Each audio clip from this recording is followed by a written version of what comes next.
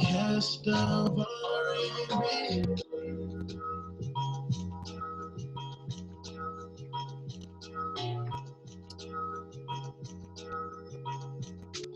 Oh, the cast of R&B.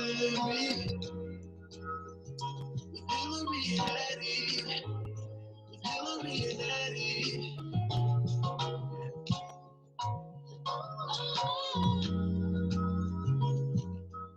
I promise that's not me singing. I'm about to ask you. Who is that? Welcome to another episode of the Cast of R&B. I'm Hillary, aka Killer Hills. I'm Eddie Blackman, and I was gonna say Silver Fox, but today I'm just black.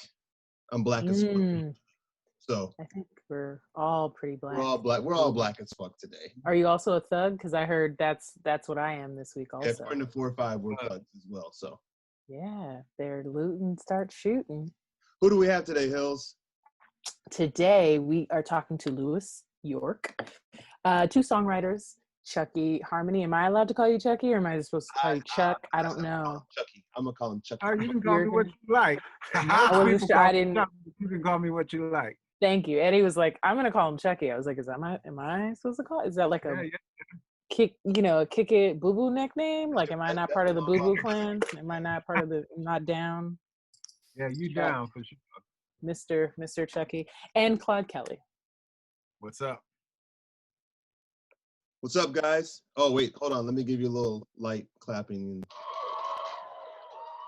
We got an applause. You know what I'm Nice. saying? Eddie has sound effects. He's very excited about them. Official with his Snazzy. sound effects. I like Yeah, it. man. What's going on, Eddie? Man, I am good. You know, being black in America right now is interesting. It really is. All the events that have been going on. How are you guys feeling? Man, frustrated. Few sleepless nights. You know what I'm saying? It's crazy out there, man. A lot of tears.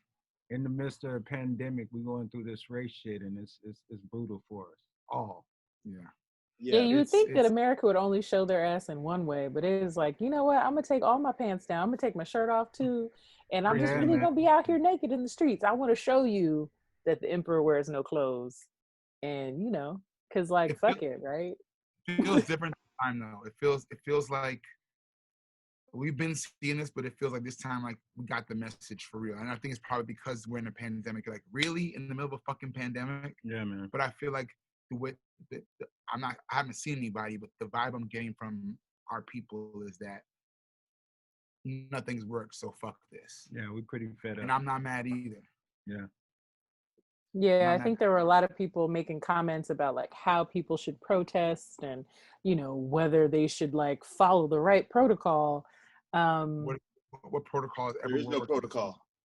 Exactly. That was the joke. It was like, okay, but like the kneeling didn't work. Y'all didn't like that. Y'all didn't like us protesting in the street, just like peacefully walking around. Y'all didn't like that. You don't like the tweets, the Facebook updates, just talking about that. You don't like any of it. So I guess, riots are the language of those unheard. Every way they've told us black people were supposed to be left alone. So like you can literally be Harvard educated, you can literally be a high school student, you can be a grandmother, you can be 40 or 40 plus with all the things they tell you that we play by every single rule. We try everything they've done, and yet there's no getting over it. Where it's like, well, I did all that, so now I'm exempt from getting killed. Now I'm gonna fuck up your city. Have you seen the pictures and the videos of what's up in Minneapolis right now? Yeah, Yes. man. Yes, It's crazy. we're watching it minute by minute because this feels like a new territory. It's not like, all right, cool, they're protesting. Well, I'll check out later. This feels like history. Yeah. And it's all history, but this feels deeper. It's very reminiscent of the LA riots in the mid-90s. When I saw the videos and stuff today, I was like, wow, this is different. Well, I'm a Californian, so I'll weigh in and be like, yeah, but like in a different way, because the LA riots were very concentrated from my perspective. Like they were concentrated in the hood. Like I remember my grandfather being outside watering his house literally. in South Central, and just being like, okay, I remember there was a liquor store at the corner where I would always get my candy as a kid, you know, and then JK, like the shit was gone. And we just didn't get it back.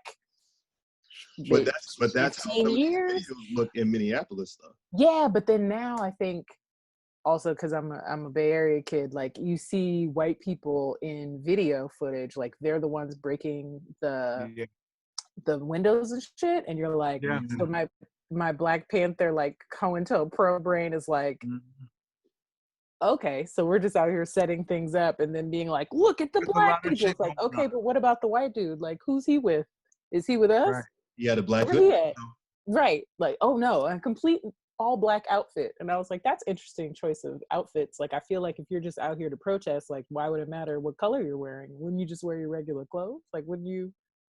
So it's just like a lot of things that feel a little different. Like LA Riots was really on some like, no, fuck this shit. We are all tight. We're upset. Like we literally don't have anything else to, or we don't have a better way to express this anger, or a different way. Not better. That's a bad word, but like a different way to express this anger because we are so upset, and you saw it on a VHS tape, and like you got the aerial view, you got the close-up view, like you saw it, and y'all still didn't care. And then now it's supposed to be Rodney King out here on a microphone telling us to all get along. Get the fuck out of here. It's not supposed to be Rodney's job to fix LA. Nothing's changed. Right. And I think the wildest part for me is just being, I'm blessed to still have my grandfather.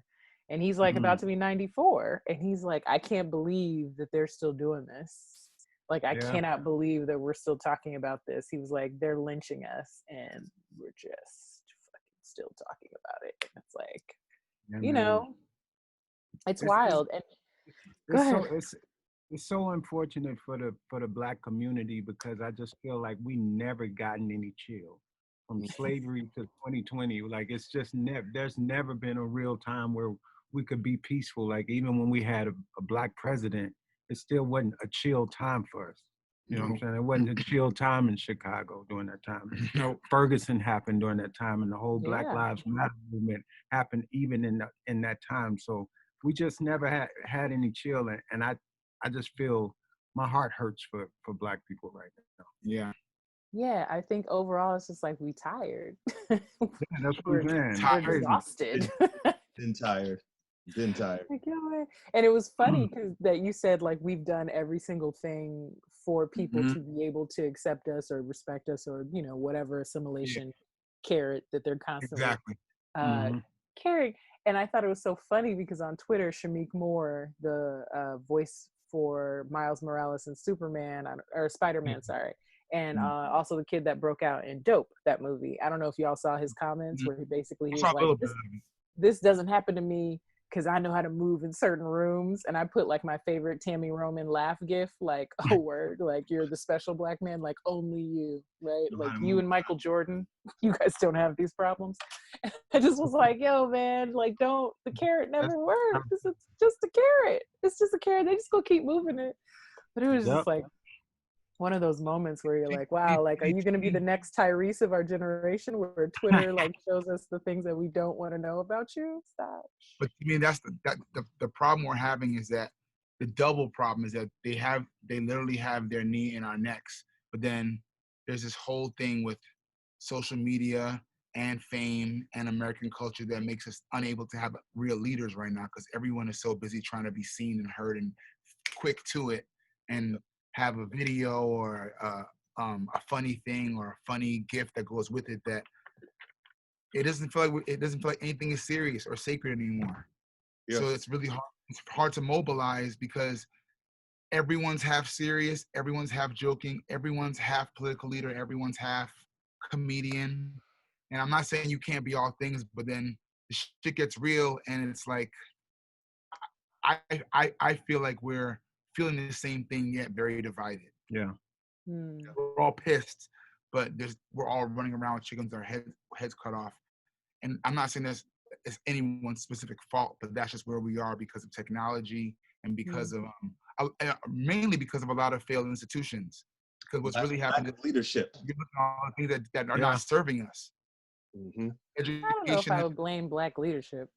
No, I said lack of leadership. Oh, lack of leadership. Oh, yeah. If you mean like, do we have a president that is not hot garbage? Like, no, It's we not don't. golfing without a mask. And Oh my God, did you know we can't go to Italy and Greece anymore? We got banned, y'all. They were like, We did. y'all are on the ban. They were like, y'all are on the banned travel list. We don't want Americans. yeah, I'm glad we I went. was like, It's gonna happen all over the world. We're gonna be landlocked, y'all. It's gonna happen all over the world. it's I'm not not funny, ready. but it's funny. It's like, I I'm not mean, ready. fair. When we going to Ghana? Right. When we all go Listen, into God. will they take us? Is the question. They Last year was better- the big return. They might take that back. They might be like, we're good. Like y'all ain't got no COVID like protocol. I don't know. It's just wild out there. Maybe you should stay in Georgia, etc. It's crazy, man. Like, even though we're laughing about it, it's like super terrible. It is. Like super terrible. It's super ugly. You almost have to laugh about it because, you know, it's consistently happening. And it's like, you know, no matter what we do, it's, you know, to your point earlier, we try to do it peacefully. We, you know, like be respectful. It's like, all right, now we're going to fuck your shit up. And maybe you pay a little. Exactly. And then oh my God, and look at that. Then you charge people with crimes. But you still figure out a way for them to be like, oh, it's like unintentional murder. It's like, nah, that's not what that is. Nope. The autopsy basically says like it was his own fault because he had heart disease. So It's going to be some dumb shit. it technically wasn't asphyxiation. I'm like, what do you? How did he die then? Oh my God, because like the video wasn't a real thing, and like at the end of the day, Dred Scott. Are Black people actually human so that they could say that I'm a human, so I deserve my freedom? No, because the Supreme Court of this country said no. So we tweeted today that literally, it's a whole plantation system. Yeah, I saw. In essence, the plantation owner just reminded his overseer, the mayor, via tweet that he gets paid to keep these slaves under control. And if he can't do it, he'll send someone else out to the plantation field to restore order and keep the cops safe because they're very afraid. History repeating itself. It's the same that's been happening over and over and over again. Mm-hmm. It just there's been really good ways of masking it all and making things look shiny and new. Hollywood's good at that, by the way. We're all part of that to some extent too. But when now that it's raw and everything's uncovered, you realize that it's one big glorified plantation. Mm-hmm. And he's literally sitting in a White House, in an antebellum looking White House in DC. That slaves built. That reigning terror on 50 states, and basically like whatever Minneapolis is valuable for, because every city and every state has value. It's like, hey, I'm looking down there, and my crops over there look like they're on fire, and if I'm paying you to oversee that, and if you can't, I'll send the militia, which in this case was the National Guard. That's what the whole when they loot we shoot meant to me. I was like, oh, you're just basically saying you'll get your people in order so the crops don't burn. Yeah. Oh, literally. I mean, it's historical. It has a historical reference where they were like, oh, cool. If they like break up the convention, I'm not going to even, I think the governor of Florida, I want to say, basically was like, yeah, I'm just not even going to come back from vacation. Cause like, they know, like if they loot, they start shooting. They know what it is. And it was like, oh, okay. So this is what we're doing, huh? Yeah. This is what we bring out. I wonder what happened tonight in Minnesota. Because they did that curfew thing. Mm-hmm. I don't know. They tried the curfew thing in Ferguson, and that didn't really. It didn't work. It didn't work. It did not really work. They tried the curfew in the pandemic, and it didn't work. So I mean, right. They just want people to wear masks, and they won't even do that. So we can't even get our president to do that. So what the hell? Why oh my God! Don't even get me started. And are your people okay? Because I know one of you is from East St. Louis. Yeah, everybody's okay. Same for me in New York. Yeah, I was gonna say, and you get the other question: are your people okay? Because your folks are in New York. Yeah, don't worry, Claude. I'm good. I'm in New York. I'm your distant cousin. I'm good. We all good. Thank God. That's when you ask how we're doing. I'm health wise, we're all well, and my whole family's well, so I can't really complain. So that part I'm happy about. Yeah, that is wonderful.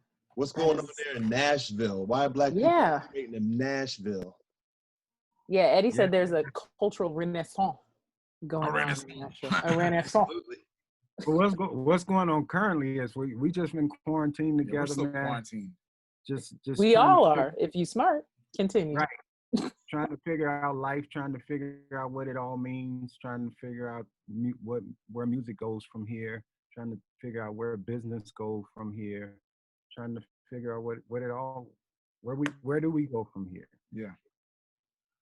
So But let's I talk mean, Tennessee technically is open. We're not like, because it's the South. They don't give a damn. So they're like, we open it, but we're not open. Right. We're not open. Yeah. So all I want to know is the pancake pantry open? Probably not, Probably not. because that place is not that big and the tables are close together. That's But them some good ass pancakes. great pancakes. Good ass pancakes, and the secret is the syrup. I don't know what they put in that syrup, but I know, right, man. I love pancakes. Weirdly, I need to go here. I had to stay away from there. I was hitting that quite often when we first got here. So quick story. My best friend went to Vanderbilt Law many years ago, and he took me to the pancake pantry one time when I came to visit him. And the syrup was so amazing. He tried to steal the syrup. Mind you, he's a L1. He's in law school, and he's stealing syrup from the pancake pantry. So he's on the way out, and the waiter's like, "Excuse me, sir. Did you take the syrup?" He's like, "Oh, this? Yeah, sorry. I really need you to." I think they sell it now, right? I'm almost positive they sell the syrup. Yeah. This was before they were selling the syrup. Niggas was stealing syrup. So that's crazy. It must be delicious. That's crazy. Oh my God. So we're trying to figure out how, let's just make the awkward transition and start talking about music, right? Should we? Well, actually, it's not that awkward because I feel like the new single that you all have out with Maya, Space and Time, is kind of like on the self-care vibes. It's a little man. Take that pause. It'll be better after you do. And I feel like that's been the vibe for this week. It was like, listen, Black people, we're all mad.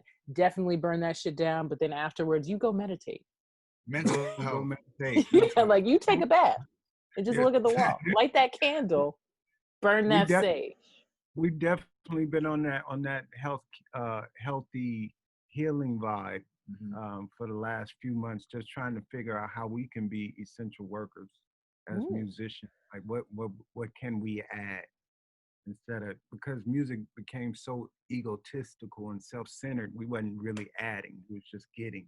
We kept getting, and so when the thing shut down, we were in a funk, and so we got to figure out how we can become essential workers again, become service for people.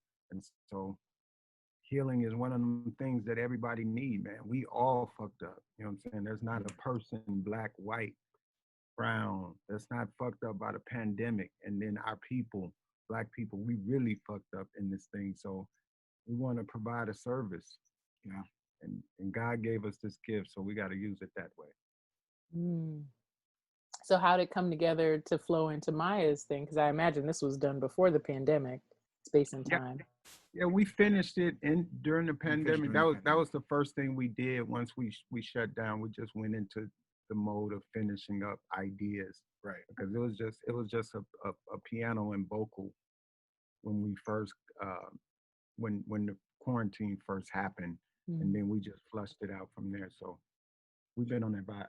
She's in the same vibe though. I mean, I think a lot of people are, but she's genuinely been leaning into this, getting into more of the holistic healing space, which is her real life. Yeah. She's like super vegan, super meditation, health nut, very centered, all about wellness. So she's been trying to transition her music into something that paralleled what her life is about. She has a whole fan base for that stuff, like a subscription base for that stuff alone. So this song is yeah. So this song is just the beginning of kind of the soundtrack to the Maya that she's clean, living well. Just elevating. Elevated living. I'm trying to keep it that tagline, that catchphrase. Elevated living is good. Elevated living. Yeah. But it's the first of many, but we're proud of it because the timing couldn't be any better. Yeah. And the whole vibe we're on with her is that. So it'll be more. Is she in Nashville? Is she in LA? How are you guys working together right now? Yeah, is it like a Zoom FaceTime No, situation? we had her. We had gotten her a vocal and piano before the pandemic started, so we had enough to work with. We did our work. Yeah. But she wasn't here during the But she comes here. She does come here often. Yeah. Yeah, she's been here a few times to record. Yeah, Hillary, these are real producers and a real writer, and they know what the fuck they're doing. So it'll just like, oh, let's get a beat and like just slap it on there. No, I was wondering if they were like collaborating over in the like. I'm thinking of this line. This would like let's have feelings over the FaceTime. But y'all are like, no. We already know Maya's vibes. We're on the elevated living vegan. Did you guys participate in the veganism? Are you out here eating the fake cheese made of cashew, or is that a no? I was vegan before, and I started eating fish, but I've been eating vegan since the pandemic started again. Because you don't trust the chicken, right? Because you're like, I just Tennessee is a landlocked state, so we don't get fish the way that the coast get fish, and so. Just first of all, it was just the stress of having to go grocery shopping all the time. And I was like, let me scale back to the essentials. So it's been a lot of rice, a lot of beans, a lot of crock pot cooking, a lot of cooking, period. But just that sounds like jail. Like no, it doesn't. It sounds like rice. I love rice and beans. So that's like my favorite. If you're at the Weirdo Workshop, the go-to is rice. Yeah, you're gonna have some rice. Basic black people shit. I just feel like that's just black people shit. Rice and beans. Well, we lean into that shit real hard. I am a rice fanatic every day. Yeah, every day. So pandemic eating hasn't been hard for us, but it's been a lot cleaner. Well, that's good. So is it white rice or brown rice? They got to do brown rice if you're really with the elevated living. I just wanted to know. If you're gonna be black as fuck, you gotta be, eating brown rice too. You gotta be on the Dead Prez vibes, and then you gotta do your little calisthenic workout right after, and then chase it with some kale. Damn, that's deep. That's deep. That's super deep. Shit. Learned something new just now. So, do you feel like that's gonna be? Because I'm curious about where people feel like the trends of music are going. Do you feel like that's gonna be the next sort of trend? Remember how in the '90s, like people, there would be at least one song that was like talking about the earth and like the process of like where the world was going. And like we kind of lost that thread. So do you feel like now it'll be like, where's the world going? And like, but like more under the self-care vibes for like songs. Honestly, I can't really tell. You know what I'm saying? Like he said before, we kind of scattered as people. You know what I'm saying? We're not all on one accord per se, and so we just following our heart with that vibe. It's not necessarily we feel like, yo, this is what's next. Like people gonna be on this healing shit. That's what we're people gonna be on this healing shit. That's what we think they need. Yeah, that's what we think they need, really. This healing shit vibe. It's healing shit. You know what I'm saying? Right. I'm with the healing shit. Yeah, I want to be healed. Right. Pick me, pass. That's the vibes we're on. That please, no, but I do think it will be sort of a thing, like people figuring out the best way. I mean, I hate to say it, but to monetize, but in a way that like comes off as natural. Like I hope that people are actually taking care of themselves and really saying, like, how can I like give back, sort of what you were saying earlier, like I'm making this money, my streams are up, and yay, got me a Versus show or something, and now my streams are off the chart and I'm killing, but now what am I going to do with it? Do I want to be like Babyface, or do I want to look like Teddy Riley? Like, how do I want to come out of this pandemic? That Babyface life. I'll take that Babyface vibe all day. Babyface all day. I'm just here quarantining with the red velvet jacket by myself. Babyface is doing it right. Yeah, man. Did y'all see the Waiting to Exhale special?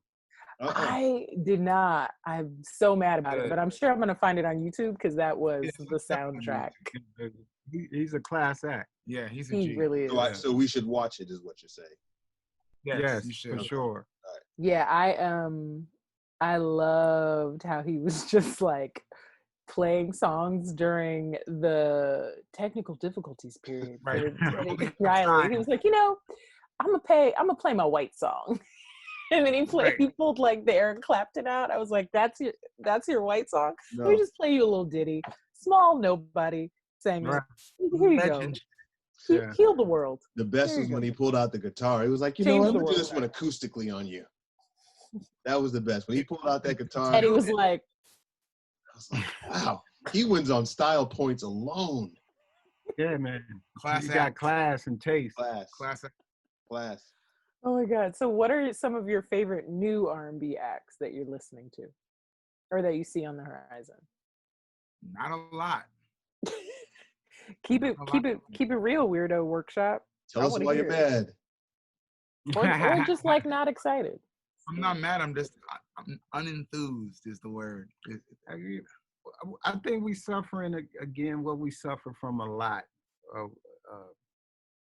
Somebody find a sound and then we just duplicate it over and over and over again, and then you can't even tell the artists from each other. Right. And so I feel like we back in a pocket instead of letting our actual originality and our creativity show us the way. We're all in this little pocket, this vibey pocket. I'm like, somebody got to bring some light, like, and not just no healing light, but just a bright light of any kind.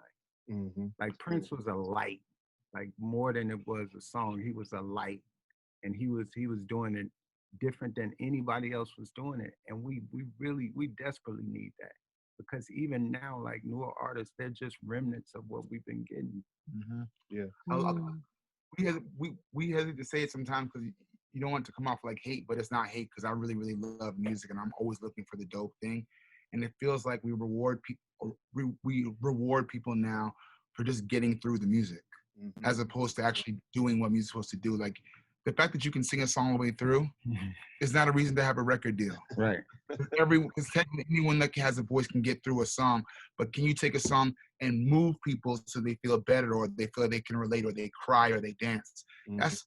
That makes you a musician. And I feel like a lot of it is one big high school talent show right now. You're giving them, oh, you did a good job for getting through it, baby. with a sample from a song so you never really have to create too much. So the whole thing just feels like we're patting everyone on the head for being mediocre. Mediocre. Ooh, a participation trophy, but in streams. Exactly. The last record that we worked on was the Stacey Barth Me Versus Me, and I think it's one of those records, right, that when we talk about moving you and feeling something through that, like I remember that record. It was funny, I was just listening to it the other day, and then when I got the discography, your 6-page discography, and I was like, wow, I forgot that they actually did these records. I completely forgot about the Me Versus Me record, because it was like 5-6 years ago at this point.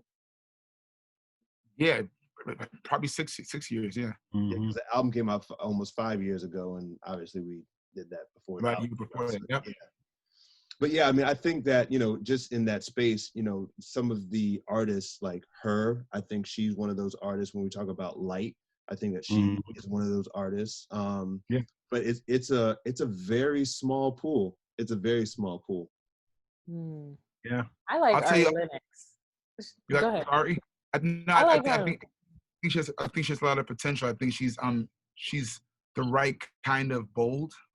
Yeah, like she had that song, New Apartment, and I was like, this is for the little girl in New York who just got their first space and was like, bitch, I'm about to go out to get some drinks and then go home and walk around naked, because I can do that because I ain't got no roommates. Like, you're so excited. And I was like, I've been there. Relatable. Yeah. Relatable. And also, I ain't got no money either because I just spent it on my rent, but I'm here. But I think Ari is dope. We're always A&Ring in our heads. So in my mind, I'm always, when she gets on this kind of vibe or whatever, like I can hear where she's going. I hear growth, potential.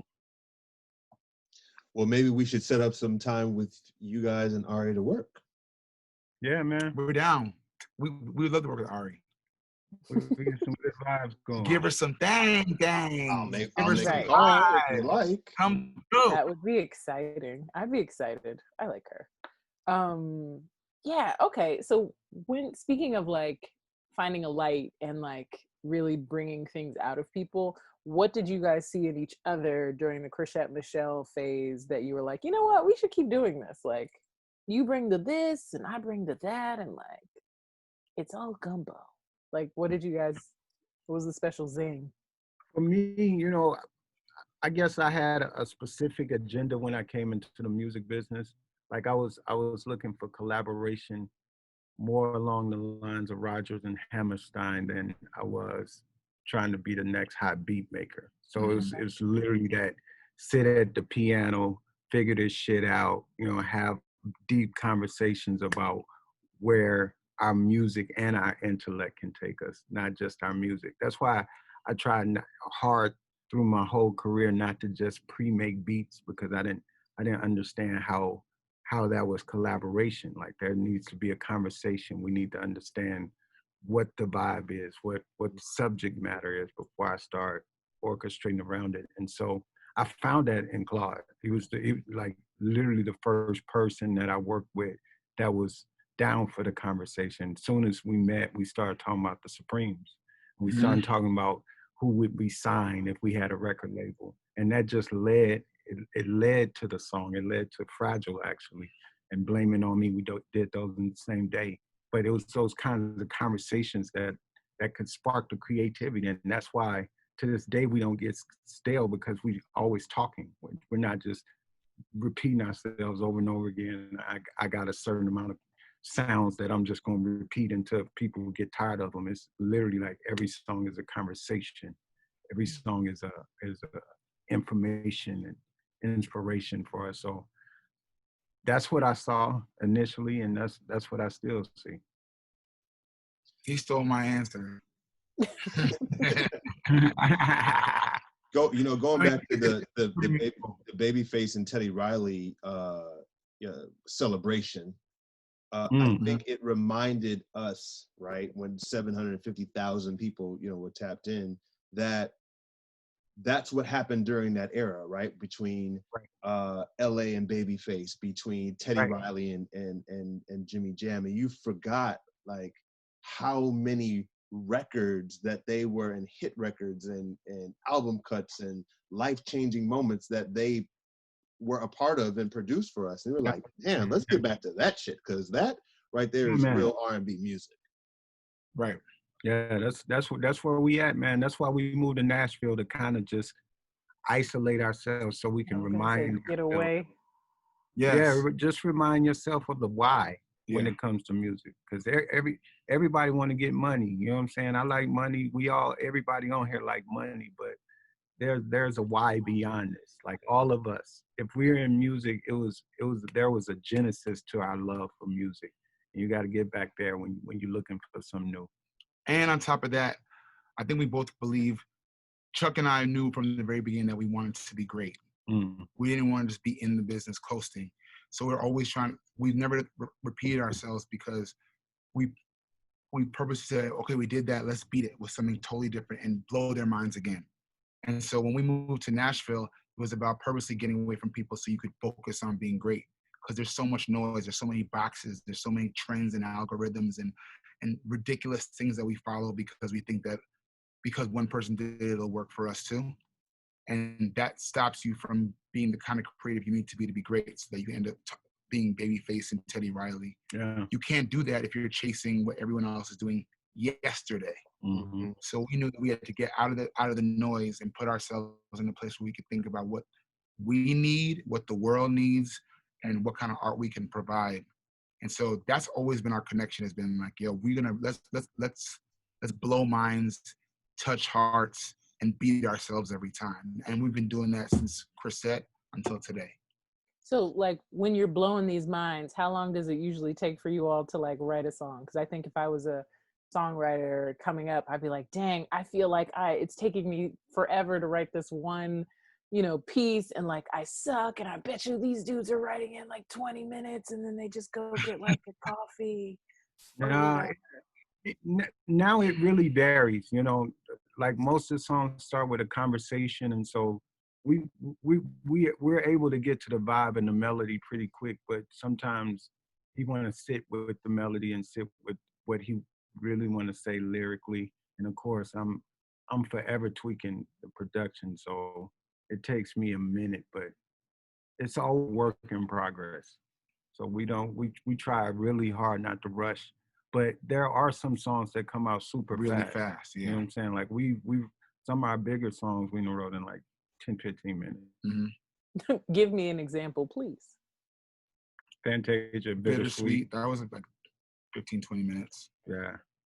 She was coming to the studio in an hour. We had an hour to do the whole thing. So Hilarious that Fantasia was going to be on time. JK, was she actually on time? no, she wasn't on time. She wasn't on time. Oh, of course But not. they gave us an Fantasia's hour. coming in an hour, 4 hours later. Right. Exactly. Exactly. But we got it done. We got it done for her. So Yeah. I enjoy her. Talk about your longevity that you guys have been able to sustain in the business. well, I mean, I think that comes from the fact that we're always constantly trying to reinvent ourselves. So we never get comfortable. A big part of this is that we're fans of music more than fans of the awards or even ourselves in that way. Right. So we never sit on the fact like, man, we're Claude and Chuck and we did this, so let's just take a year off.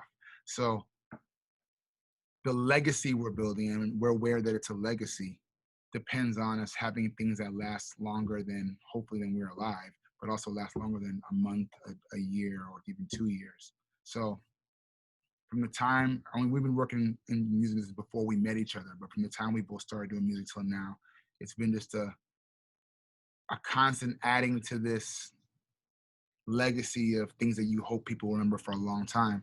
And if I believe that if you do great work, it lasts a lot longer than the microwavable stuff. Mm-hmm. So I don't think we knew how well they stand up when you're doing them, because you're hungry and you don't really understand the business. But looking back on everything we've done now, both separately and together, it just shows that we always, even before we were that aware of it, it shows that we were always thinking about being here for a long time. Mm-hmm.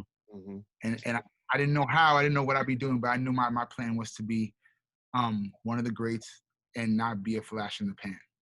And so I don't even take opportunities or make choices that put me in a position where I get canceled out fast, because that's not my intention. Well, talking about reinventing yourself, let's talk about Lois York. You know, what is Lois York? Is it Lois or Lewis? Lewis. It's Louis, but it's my like French St. Louis, Louis. East St. Louis, in New York. St. Louis. Yeah. Lois Lane, Superman. What are some of the challenges? You know, me being an A&R at the company that I'm at, doing servicing independent artists. What are some of the challenges that you guys have seen with being independent artists? I think the biggest challenge is to get people that you hire to do a job to really understand your vision and execute it properly. Mm-hmm. We've definitely had our share of ups and downs as it comes to people that's supposed to help us execute the vision. And a lot of times with the Louis Shorkins, particularly because we are not your cookie cutter, what you would call artists. Like I don't consider myself an artist. I consider myself a composer that records his compositions. Mm-hmm. So even in that's not your typical thing. And so when we hire people like a marketing person or a PR person to kind of help us see this vision outside of ourselves, we kind of there's this real disconnect, because they just want to throw us in the same old thing. You know what I'm saying? Like, well, you need radio and you need video and you need this and you need that and you need that. And I'm like, yo, but we're different. You know what I'm saying? And you can explore, because our music is universal. So have fun, take a chance. Take a chance, and getting people to take, because we take risks. You know what I'm saying? And they're big risks. But we feel like in order to be great, you got to take risks. So that's why we do it. And so getting people to see that and jump on board with that has been difficult. Yeah. Is it if I may so ask, is it easier to take those risks because you're so good at writing songs for other folks that you're like, you know what, I'm about to wild out over here, and then give them the stuff that I know will work for the radio and the TV and all the stuff that I'm too cool to be a part of because I'm different? Not really. No.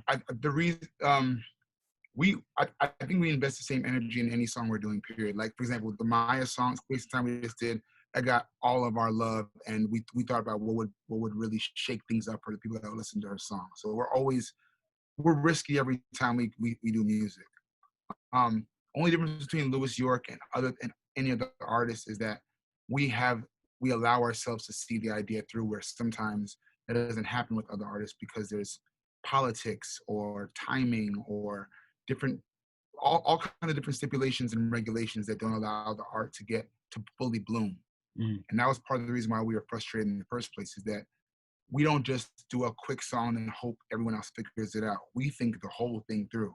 So the melody, the production, the key, the chords, the arrangement, we're thinking about the best case scenario for that music from the time we start creating. So when that doesn't happen or doesn't get close to happening, that can be kind of annoying. So with Louis York, we're always fighting to make sure that our ideas are great because it's our personal, it's what's going on with us personally, but that we see it through creatively, fashion-wise, politically, socially, that it has that healing value to it.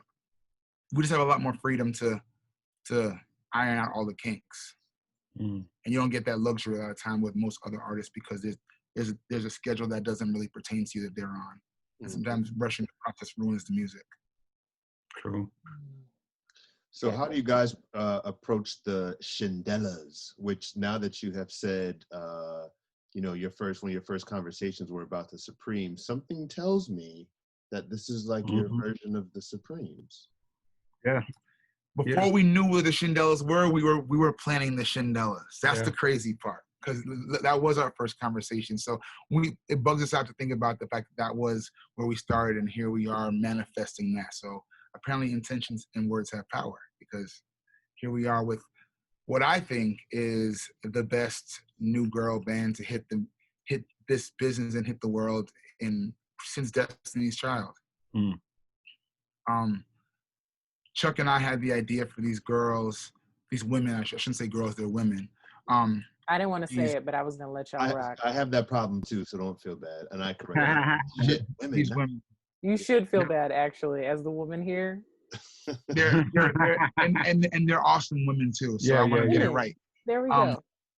But we were in LA before we moved here, and we had been wrapping up Louis York stuff, and we felt like there was, again, thinking about what's needed. There's a gap for actually literally seeing unity in front of you, not just saying all girls get together, women get together, power, but like the power of a girl band means that you're learning to literally harmonize, but also what that means to work as a group. And there were messages and things that were bothering us that weren't being said by the female artists that were out there at the time. And we wanted to make sure that it was again, we had more control over making sure these messages got seen all the way through. So, Chuck and I never half-step. So if we're gonna do it, we're gonna make sure it's thorough. So the biggest challenge with the Shindellas wasn't the idea or even the first kind of batch of songs was finding women that were unafraid to go against the grain. The lore of the music industry is powerful. There's a lot of things in it that make it look sexy that are actually detrimental to artists. Bad contracts, bad songs, not enough artist development, bad styling, no substance beyond the record. And we knew that for an artist to be legendary, like a Destiny's Child, those things would have to be in place, which means that you have to find women that want to do that kind of work. Not just they're working with two successful producers that could throw money at them, make them look really good fast, and then off to the races, because that just crashes and burns all the time.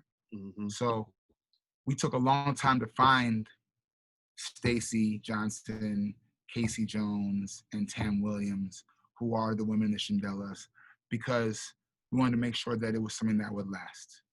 And when we finally found them, Stacy's from Chicago, Casey's from Seattle. Casey's from Seattle and Tam's from Houston, Texas. They all moved to Nashville and took that kind of crazy, risky dive to move. Weirdo, like kind of. Weirdo, right. Got you. And the only old-fashioned thing about the Shindellas is that they're being developed the old-fashioned way. Mm-hmm. But everything about what we're doing with them is for now and for the future. But the combination of our knowledge about how to, I think, artists develop and make artists present themselves in their best, and their willingness to work really hard and being brilliant themselves and fantastic singers and modern thinkers is, besides Louis York, it's the best work that we've ever done. Mm. And you ain't heard nothing yet. Yeah, we working on that. Talk that talk. I like it when they talk that talk, Hills. We're working on that album now, right now, and it's we're doing our homework, so we know we're studying the lineage of girl groups. So they're no carbon copy of anyone, but we recognize what greatness is, and we're coming for greatness. Yeah, for sure. Speaking of greatness, you guys have worked with a lot of people, which is reflective in your 6-page discography that I was sent. Yes, I requested it. I was like, what have they written? I want to see. And then Eddie sent me the Bible. I was like, oh, okay. in Luke, and then we have James. In chapter 98 degrees. I was like, 98 degrees? Some things. Yeah, we did some things. It's crazy. Who are some of the favorites that you've worked with? And we need at least one great story. Mm-hmm. Not everybody at once. I know there's a lot. But... We were so loose and scary earlier. The reason it's hard is that we haven't really had many like nightmare experiences. So you're just good guys. So, but it doesn't have to be a nightmare experience. It can just be a good experience. No, it's hard to pick because a lot of them have been really good. Yeah. Listen, there's enough negativity going on in the world right now. We need something. Tell us something happy. Somebody showed up early and wrote their own song and you got paid for it. Just tell us. That never happened. No. Never happened.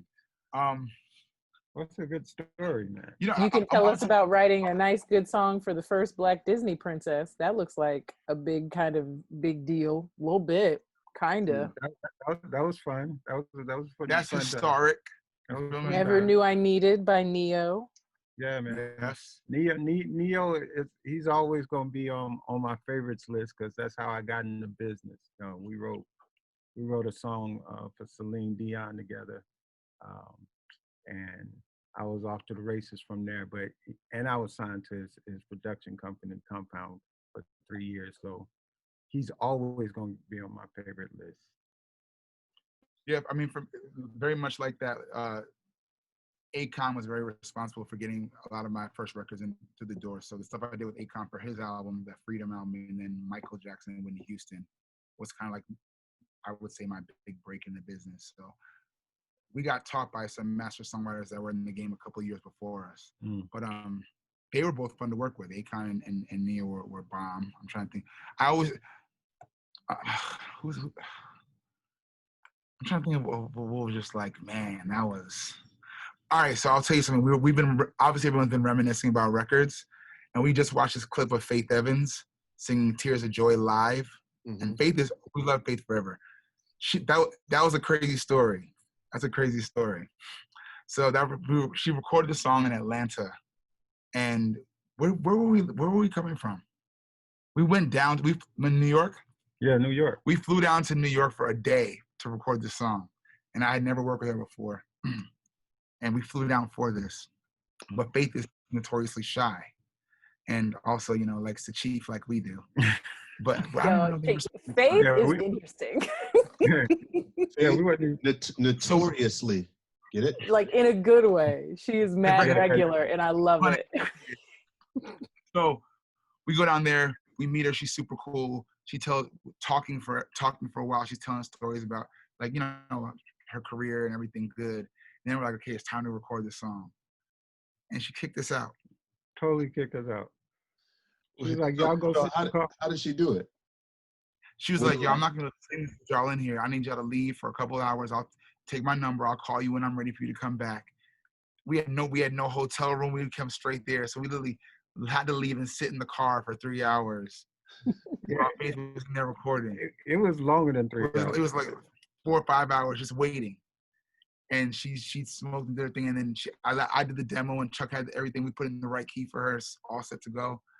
And then we got a call 5 hours later, like, all right, y'all can come back now. Just all nonchalant, come back.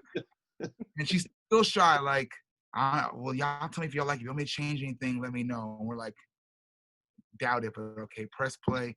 And I believe that's exactly how you hear. That was the record. That's the record as you hear it. Yeah, it was crazy. And we're like those super particular vocal producer in the studio people. That never happens. She's the one person that was so dope that we just left and sat in the car, literally sat in the car for 5 hours and came back and got a finished hit, Grammy nominated hit. So greatness takes 5 hours. So what would have happened if she recorded it and you guys weren't happy, and then she needed to re-record it, and then she was like, "So I'm gonna need y'all to leave again," and then y'all had to go sit in the car for another few hours? Crazy things have happened. We'd have left. We left. For Faith, we'd have left. I'd be like, "Look, man, I'm cool on this. You just do whatever what you want on the record. Make sure the check shows up. Y'all better than me." No. If the artists are putting in work, we're sticking around. Yeah. But we'll put our foot down if we feel like we're getting bullshitted. But Faith is not. She's the real deal. Speaking of women, before we get out of here, sometimes I like to do this. Interesting transition. This Speaking of women. Speaking of women, I didn't say girls. I said women. You didn't. Look at you. I'm gonna give you a cookie for doing what you're supposed to be doing. I'm learning.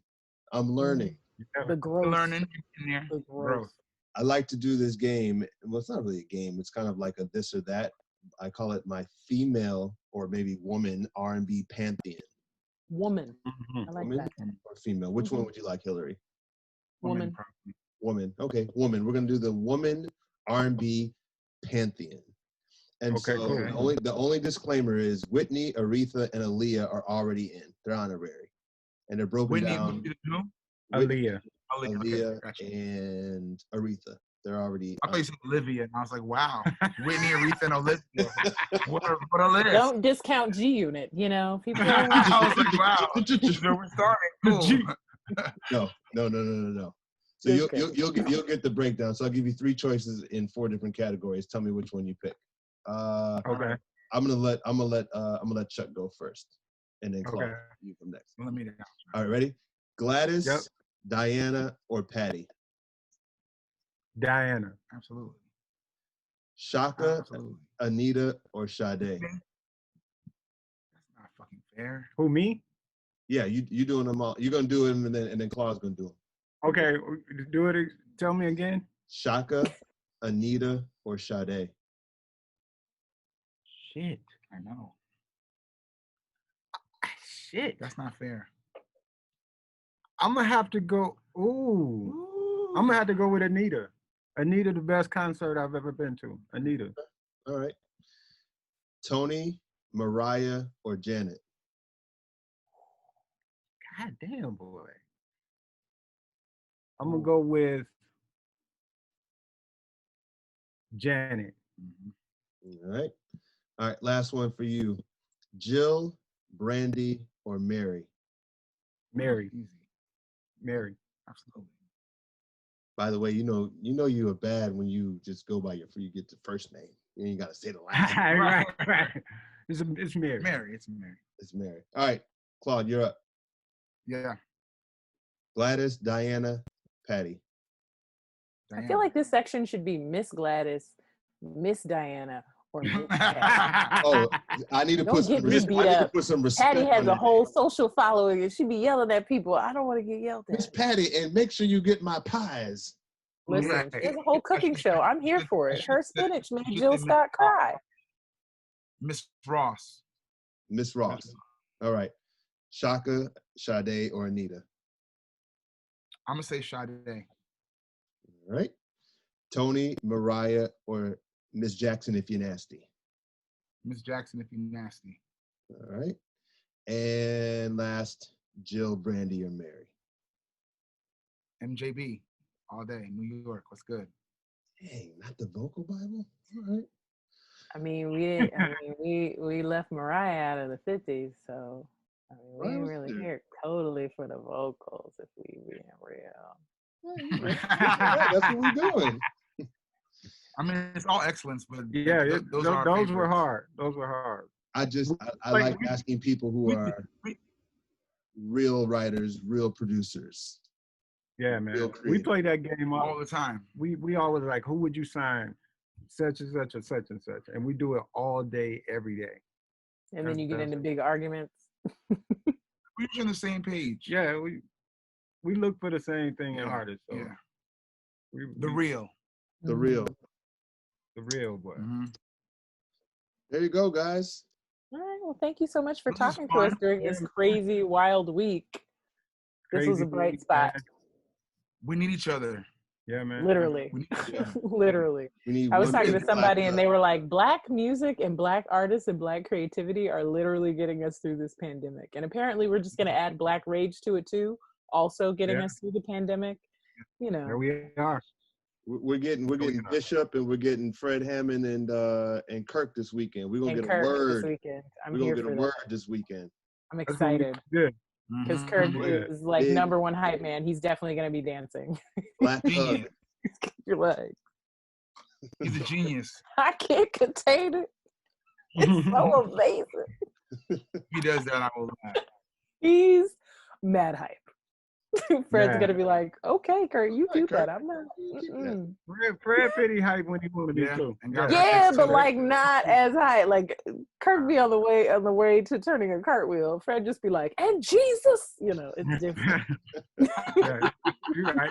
You're right. But I don't think anything could beat the verses with Beanie's Belly. So, you know, whatever. But in the name of Jesus, I'm excited. Or whatever in the name of Jesus. In the name of Jesus. It'll be great. We went from Jamaica to something. We're not going to talk about the 112. I didn't see it. You know, I saw clips. I didn't see it. I dipped in and it was a struggle because people didn't know they sound right. I was like, I thought we learned from Nelly. I thought we learned from Teddy. We can't not have. I thought we learned from Teddy. We never learned. That is the problem. I was like, what? And then also just no social distancing, child. They all in a whole studio, no mask, everybody all on top of each other. Like, pass that, Jay. And this isn't even to speak of the two 112 members that were like, guess what? We quit. We boycott versus we not even showing up. I was like, what? How you gonna boycott a sound clash? That's not a performance. Yeah, right, but like they came together for that. Yeah, that's what I think. Yeah. Everybody was like, at least you can show up for the video. Like, y'all ain't gotta sing for real. It's not a gig. Like, you just at least you get paid for a gig. I would show up for a gig, like, at least. Yeah. They were like, we're not even showing up to help the Black people in the world during the pandemic. I still hate you. The pandemic can fix. I hate you. Unfortunately. But you know, y'all don't hate each other, and it's great. They're quarantining. My guys, my cousins I see once a year. Claude Kelly, Chuck Harmony, Lewis York, aka St. Louis, New York. Yes. Absolutely. The cast of R&B. Thank you for having us, man. My guys. Thank you. Don't leave. We've got the outro music. Okay. We're not leaving. Don't Hillary, be you're